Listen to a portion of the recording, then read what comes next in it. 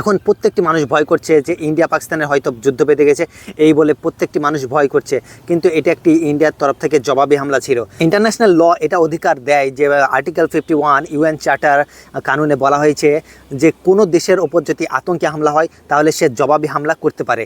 তো এটাও ভারত পাকিস্তানের ওপরে এটা জবাবি হামলা করেছে।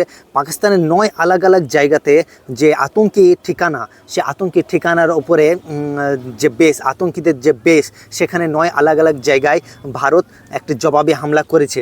তো এটা একটি জবাবি হামলা ছিল। পাকিস্তানের কোনো মিলিটারি, কোনো আর্মিদের ওপরে এই হামলা চালায়নি, এটা একটা আতঙ্কিদের ওপরে, আতঙ্কবাদীদের ওপরে হামলা চালিয়েছে। তো এটা একটা জবাবি হামলা ছিল। এটা কোনো পাকিস্তানের সঙ্গে সে যুদ্ধ বাঁধার কোনো কিছুই নেই, এটা একটা জবাবি হামলা এবং এটার অধিকার ভারতের আছে, সেই জন্য এই হামলাটা চালানো হয়েছে। আর এই জবাবি হামলাটার নাম দেওয়া হয়েছে অপারেশন সিন্দুর।